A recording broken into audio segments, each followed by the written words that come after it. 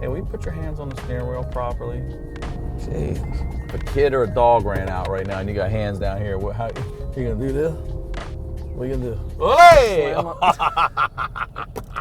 I'm comedian Ryan Sickler, and this is my stepson Derek Crawford. While we were on quarantine, class might have been out, but school was still in session. All right, let's go. This is very serious business. You have lives, especially this one, in your literal hands and feet.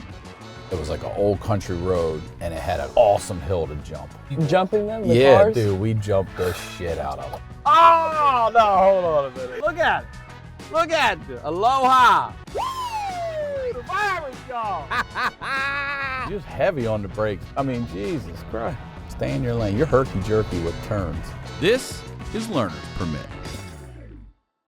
All right, let's go check out Beverly Hills today. Let's go look at some of these houses. I tried to count it one day. I went and did a little tour when I was home one time of all the places I lived. So our first house was West Baltimore, and then we lived there for a while, and then moved out to this place called Winfield in Carroll County for felt like 10 seconds. That's a cop right there, dude. Well, first of all, you herky-jerked into this lane, and then you double thought it, you cut back, blinker the whole time left, and you went again, then you committed. You lucky it's Corona. I know you saw that. I know they saw that.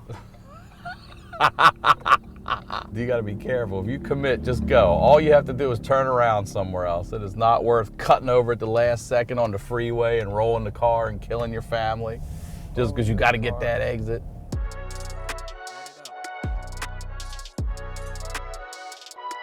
Winfield, that's where my younger brother was born. And then we moved to Houston for maybe about a year, Spring, Texas. I learned how to climb trees in Texas. I learned how to swim in Texas. Texas was very important in my development.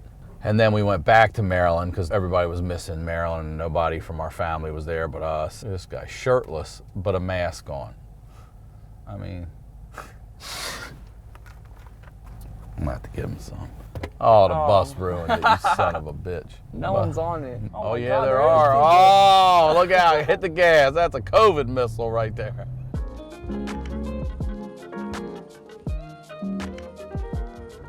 So we moved back, we moved into this house. It was my favorite house. Yeah. Iron Gate Circle, it was a big house. I shared a room with my brother, and then my younger brother had his own room, and then our grandmother, our mom's mom, lived there. She lived there and she would smoke cigarettes in the house, and all she would eat was peanuts and like Diet Pepsi. That was it. Grandma DeVito drove this mint green Buick. This kid across the street, Sean Flannery, we still talk on Facebook and stuff. He beat the shit out of me one time. I mean, he beat the shit out of me. Just a kid, but he could fight. I remember going inside, my dad's like, "What are you crying about?" And I was like, "Sean, doing that. Yeah. Oh, just pee." He said, "Well, what happened?" I said, "Well, I called him an idiot." And he said, "What'd he do?" He said, "Say it again." And he's like, "And you said it again?" I said, "Yeah." And he said, "Well, you are an idiot." And then he went out and he's like, "Sean, don't be beating my kid up on my property. Take him over to your house and do that shit."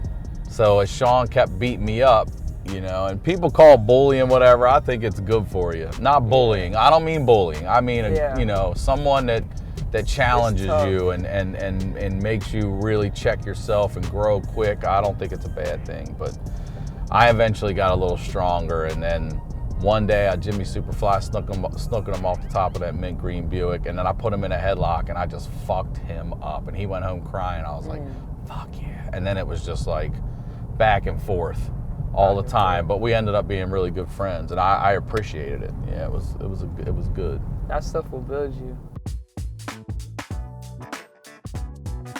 So Iron Gate Circle, that's the best house. That was the best house ever. Your favorite of all the ones? Well, our family was together, at that time. It was before the divorce and everything too, and it was like my dad's mom would come up, that was Carmela, and we'd push our twin beds together, and she would sleep in the middle and tell stories all night long, and we would laugh, and my little brother was over there. We used to torture him because we'd lay in bed, we'd lay there and we'd go, "Todd," we'd just whisper, and he would go, "What?"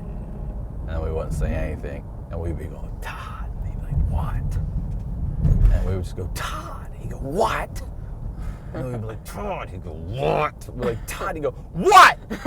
And then our mother would be like, you guys better be quiet out there. And then he'd be like, they're yelling my name. They're whispering my name. And we would be dying laughing, and we'd let it settle down. And then we'd be like, Todd. And he'd be like, what? Todd. He'd go, what? And she'd be like, God damn it, I'm coming up there. And she would come up. He's like, they're saying my name. You get mad at some kids. His whole complaint is they're saying our name. But he's so young, he doesn't get the fact that he can ignore us. He thinks he has to answer. Yeah. You know what I mean? And we are pissing ourselves. And she comes in and turns the light on. We just go dead like that. And just, she's like, I know you're not sleeping. And we'd be just holding it. And then she'd go down the stairs and we'd hear her. And we'd wait 10 minutes because we know like she's going to stand outside the door. We long gamed it. And then we'd be like, he'd be like, what? Like, I hear y'all up there. Oh, God, it would make my stomach hurt. I would piss my pants laughing at that.